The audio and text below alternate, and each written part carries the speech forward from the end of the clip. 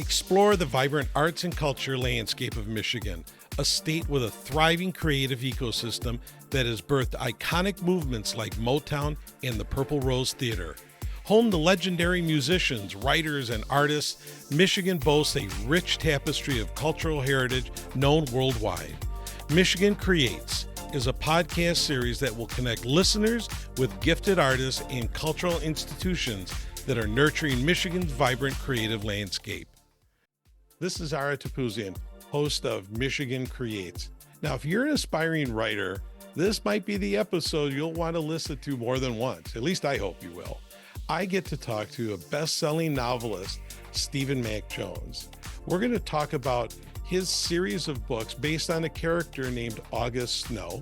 And we're going to talk about his path to becoming a writer and his inspirations, and also he provides some advice. So tune in while I talk to Steve. Stephen Mack Jones, good friend, unbelievable artist. It is a pleasure to talk to you today. Thanks for doing this. I'm always happy to talk with you, Ara. It's wonderful. Well, I appreciate it. You and I have known each other for a long time, and we're going to talk about that. We've known each other, I think, over, wait a minute, it's going to be 20 years. When did we get, no, I don't have my math right. It's 10 years. 10. I don't have my math right. Going on 11, going on 12 years. Yeah. And I was fascinated with you when I met you. I've kept track of all of your doings over the years, and it's not all of them, I hope. Well, no, the stuff that the arts and culture related stuff we've been definitely keeping track of. So it's great to talk to you. And so where we met was through Kresge, and not the dime store that we probably remember from when we were kids, but the Kresge Arts Fellowship, which you and I received the same year. I for music, but you for writing. And so take us back to 10 plus years ago, and your background, and how you got into writing, all that kind of fun stuff. Well, when I applied for the Kresge Fellowship, I was still in advertising, in marketing communications, and because of my lovely wife, she said you should apply for the Kresge Fellowship. Right. And she said that 1.5 million times, and I finally listened to her. So I did, but it was for playwriting at that time. That's right. Which was then a new category for Kresge. And I really didn't put much hope in it. And then I got the call, and I was just overwhelmed because, as you know, the Kresge Fellowship is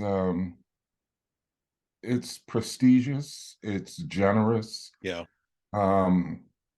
It's a game changer. It's really a game changer for an artist, right? It really is. Yeah. It really is.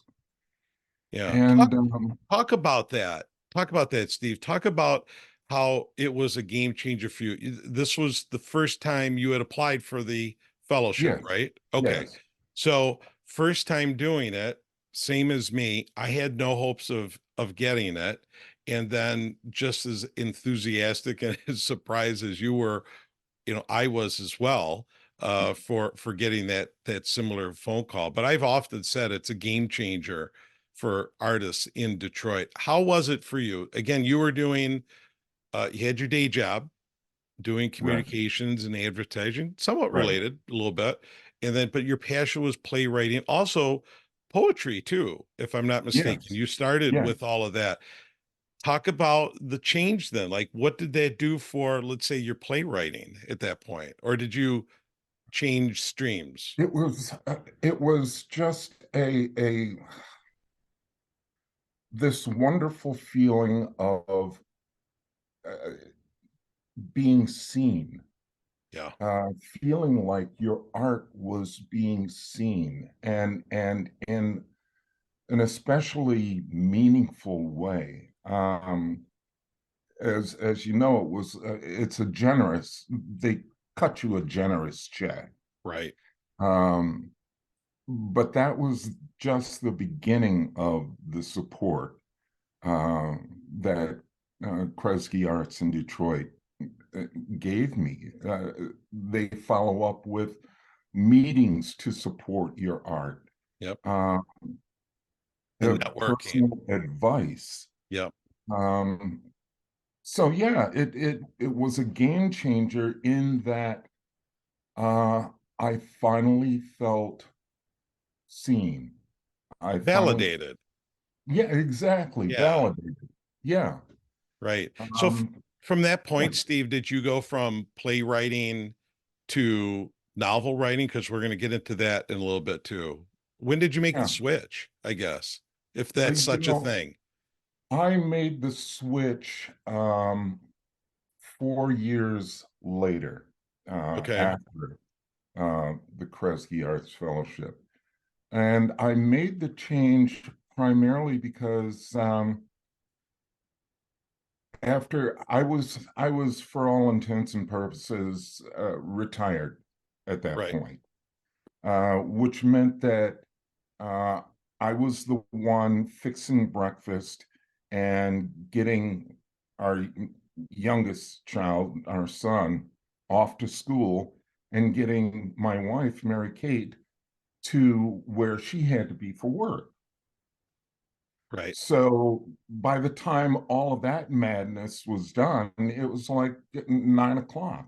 Yeah. And I was, like the movie says, home alone. Um, there's only so much news you can watch, so many old cowboy movies you can watch, Yeah, and that's not true. There's never not enough old movies or cowboy movies. I that, beg to differ there, but yeah, I know true what you enough, mean. There's true only so enough. much time you could fill your day with, right? Right. Yeah. So I got bored with myself and I thought, well, why don't I tell myself a story? Right. And make a long story short, that ended up being the first August Snow book.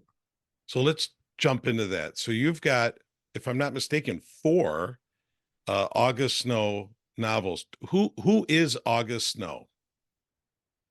Great question. August Snow is biracial. He is half African American, half Mexican American. He is a veteran of um, the war in Afghanistan, Hmm. U.S. Marine sniper, and also he was a Detroit cop, um, one of the youngest detectives on the squad. And he was ultimately fired for investigating malfeasance in the mayor's office. Okay. That could never happen in Detroit. No, I don't know what you're talking about. Pure fiction. Clearly pure Woo, fiction, right? Yeah. wow, crazy stuff. In Uh, fairness, this was a long time ago for those that are watching and listening now. But yes, there's a right. bit of an, if you're a Detroiter, there's a bit of an inside joke, I guess. Maybe Yes, could be yes. outside of Detroit too. Yeah. So it ends up that he sues the city and he wins a $12 million wrongful dismissal settlement. And that's a lot of money, but for him, it's not nearly enough because Mm, he lost something that he loved, right. and he felt disappointed in himself. And although his parents were deceased, he felt that they might be disappointed. So he takes that money, moves back to his childhood home in Mexican Town, and he's just a guy that people pull into situations.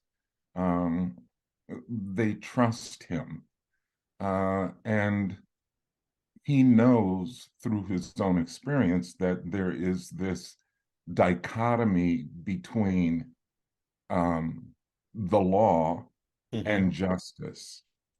And he tries to navigate both, but leaning more toward justice. And that's August this Snow. is, yeah, exactly. So the natural question, I'm sure you've got this 1,000 times, the follow-up would be, so you've just said who August Snow is. Is there a connection between Stephen Jones and August Snow? Is there a little bit of you and him and you? Is there a bit of a background as to this character? Anything that you would add or admit to? Were you Yeah. um, I don't know anything about guns. What I know about guns for the books, I've had to do considerable research. okay?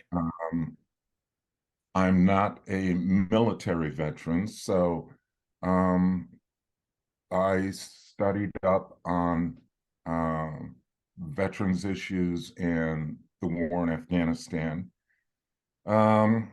So the only thing really that August and I have in common, and I've said this a number of times, and it was a revelation the first time to me, the first time I said it, was each of these books is something of a love letter to my parents, Okay. the way that I was brought up. Um, How that so? Can you give me some well, examples? yeah, yeah. You An airplane flight, passenger flight from New York to Paris, it doesn't follow a straight line. Right. There are course corrections along the way. Okay. Um, and my folks tried and hopefully succeeded in teaching my brother and I that there is a um, moral and ethical true north. And being humans, we sometimes vary off course. Right. Uh, but there's always that true north heading. Um, so that's what they taught me, and that's what I've tried to infuse the character of August Snow with, that sense of um, what is true north. Yeah. That's very interesting. So, how was the first book received? Wow. The first book It's a was loaded question. You realize I already know the answer a bit to it, but love to hear it. well, to begin with, I was thoroughly amazed that it was accepted for publication in the first place. Right. I could have died happy for that. Um, but uh, how was it received? Let me put it this way. The first 4 months that the book was in circulation, after the first 4 months, I got a call from my publisher. Yep. And it was a weird call because it was like, "Hi, Steve, how are you?" I was like, fine. How are you? And you have to understand, you know, it's like getting a call from the island Manhattan.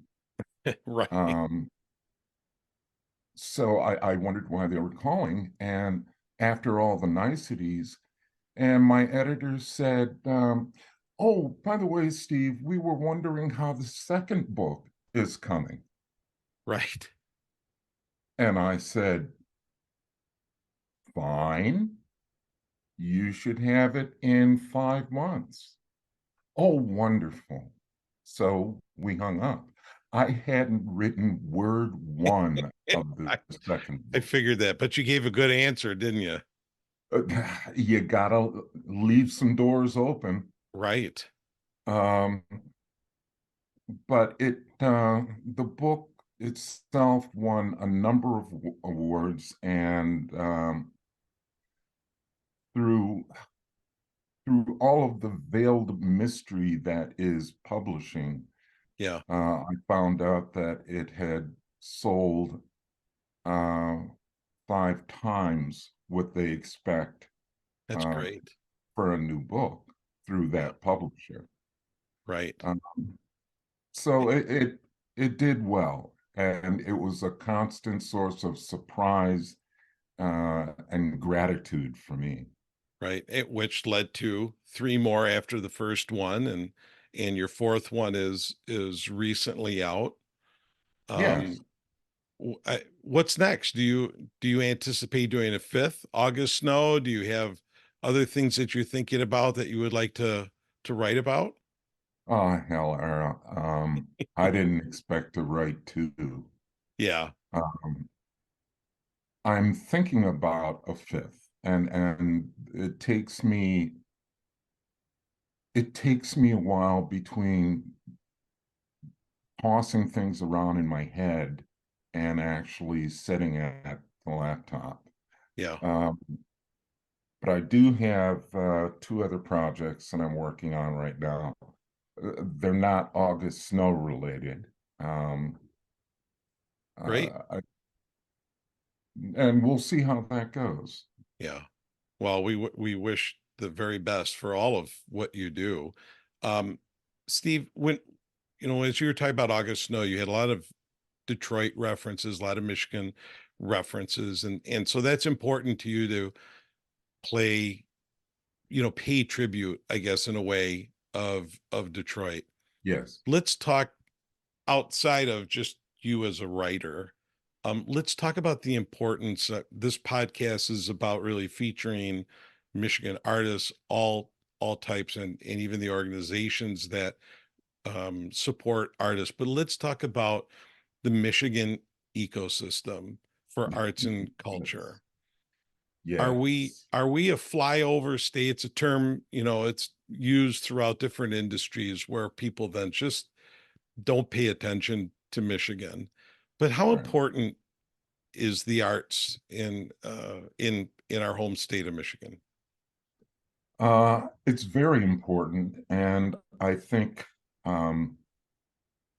other cities throughout the United States realize that. Right. Um, I was I got an indication of that when I was in New York and accepted the award, the Hammett Prize for crime fiction writing. Wonderful setting, the Algonquin Hotel, the Algonquin Roundtable, lots Yeah. of history there. And another writer was there, and her agent was there. And just before the ceremony started, he leans over to me and he says, "What's in the water in Michigan?" I said, "What do you mean?" He said, "There's so many writers, so many artists." Yeah. Um, and it's true. I mean, Hemingway wrote some of his best work, his short stories in Michigan, northern Michigan. Right. Jim Harrison, Karen Dion, and not only writers but musicians, as I'm sure you well know. Oh yeah. Um, Michigan, people may tease about Michigan being a flyover state, but trust me, they know that there is something in the water here, that great art is born and raised here, and Yeah. it's supported here. Yeah. Um, I would agree. And yeah, there's such a multitude of organizations that are out there in the state, and hopefully I'll be able to interview a lot of them, in the coming programs. But yes, there's organizations, to your point, I agree. There's, the writers here. I'm always amazed when I know this seems like we're like promoting Kresge, but I mean, it was such a game changers, we keep saying, for both of us. But it's amazing to see the newer artists that are coming out, the writers, the musicians. I mean, it's just, there is an abundant amount. There's more artists than unfortunately funding for, right, to help everybody. Not everyone, I guess, is as fortunate as you and I, but that kind of goes back to initially when you were talking about you're doing communications and advertising. Writing was a passion. It still yeah, is a passion of yours. Um, but you had to keep the lights on, right? And you right, had to do right. those other things to do it. But you've transitioned to being just sort of a full-time writer. And I think that also speaks volumes to the type of talent that we have here. Yes, yes, I would thoroughly agree. Um, it's it's a supportive ecosystem here. Yeah. Um, the musician, writer, Patti Smith, Yep. she once gave an interview for, I believe, New York Magazine, maybe 10, 15 years ago. And in essence, she said, I don't know why young people keep coming to New York to practice their art. This Right. city will crush them. And she said, anyone pursuing their art should go to Detroit. Um, and I think in large part that's true because there is an ecosystem that is supportive of Yeah. artists here. Supportive Um, and nurturing, all yes, at the same time. Yeah, I would agree. yes. Um, so yeah, it's a tough city. It's a hard scrapple city. Um, but that makes an artist work harder, and there are rewards for those who do put in the work. Yeah, well said, Steve. Steve, as we close this out, I mean, we could talk for hours and laugh and make jokes. I'm surprised we haven't like made too many jokes, but um, maybe we've spared the audience a little bit of our corny humor, which I get a kick out of all the time. Um, as a writer, and for those that are aspiring artists, Michigan or elsewhere, what would be the top two things, pieces of advice you would give an aspiring writer? uh, wow. You can't say don't quit your day job. That's No, I'm not going to say that because you know, either you get that or you don't. If you're working at your art, you're working at your art, and right. that is the key point. Um, Real artists don't wait for inspiration. Um, they make things happen. They work at it. Your art becomes your job. That is what you should work at. Do you need an MFA? It couldn't hurt. It won't hurt if you don't have one.